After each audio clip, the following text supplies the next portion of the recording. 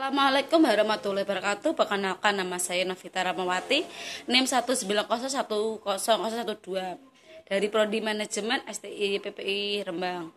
Saya di sini akan menyampaikan materi peran bahasa Indonesia dalam IPTEK dan IPTAK. Yang pertama, saya ucapkan terima kasih kepada Bapak Suhardi selaku dosen pengawas bahasa Indonesia serta teman-teman kelas Regul pagi A yang telah memberi saya kesempatan untuk menyampaikan materi ini. Baik, kita mulai. Bismillahirrahmanirrahim. Yang pertama, kita mulai dengan pengertian bahasa. Pengertian bahasa Indonesia secara umum adalah sistem lambang bunyi ujar yang digunakan untuk berkomunikasi dalam kegiatan masyarakat pemakainya. Pengertian bahasa menurut para ahli, yang pertama menurut Goeskav tahun 1997, bahasa adalah alat komunikasi antara anggota masyarakat berupa simbol bunyi yang dihasilkan oleh alat ucap manusia. Menurut Senarno tahun 2000, bahasa adalah sebuah struktur budaya ternyata memiliki dua kedudukan. Yang pertama, yaitu fungsi serta peran ganda. Bahasa sendiri sebagai akar serta budaya sekaligus berfungsi sebagai sarana berpikir dan sarana pendukung pertumbuhan ekonomi, pertumbuhan perkembangan ilmu teknologi.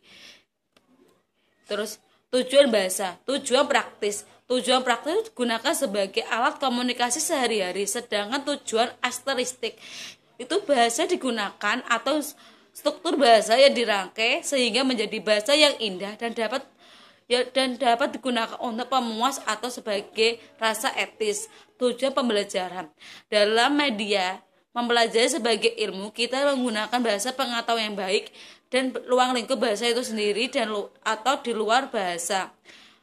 Tujuan fisiologis adalah digunakan untuk mempelajari naskah-naskah kuno yang melatar sejarah manusia atau sejarah kebudayaan, adat istiadat yang ada di perkembangan bangsa.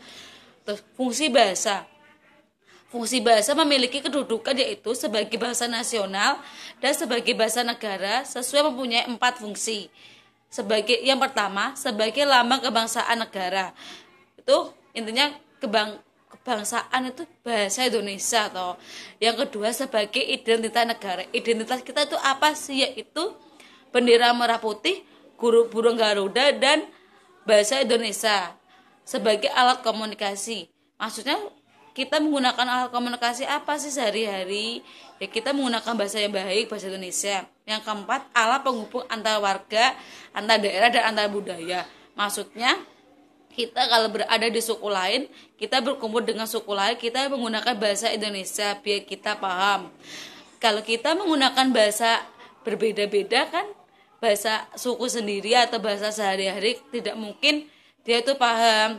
Terus alat penghubung persatu sebagai kekuasaan latar belakang budaya.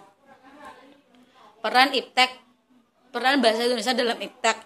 Yang pertama, sebagai bahasa Indonesia untuk pengetahuan teknologi modern kegiatan nasional. Yang kedua, bahasa Indonesia menyampaikan informasi dengan cepat sehingga kita dapat menguasai ilmu tersebut. Terus, peran dalam IPTAK sendiri itu sebagai sarana alat komunikasi untuk menangkap pesan-pesan keagamaan pada masyarakat. Terus maksudnya kan pesan-pesan dari kiai, kita kan biasanya kan ada yang kiai menyampaikan dengan bahasa Arab, kita kan nggak paham, makanya banyak kiai yang kalau berpesan menggunakan bahasa Indonesia, menerjemahkan atau mempelajari kitab-kitab suci. Kan banyak toh kitab-kitab suci menggunakan bahasa Arab semua, makanya sekarang banyak kitab suci yang diterjemahkan dalam bahasa Indonesia biar kita paham mempelajarinya. Yang ketiga, bahasa Indonesia juga digunakan dalam kegiatan mempelajari keagamaan dalam pesantren. Maksudnya kan, walaupun kita berada di lingkungan pesantren, kita tetap harus menggunakan bahasa Indonesia, tidak harus menggunakan bahasa Arab, karena bahasa Indonesia adalah sebagai bahasa pemersatuan bangsa. Sekian prestasi saya ucapkan terima kasih. Wassalamualaikum warahmatullahi wabarakatuh.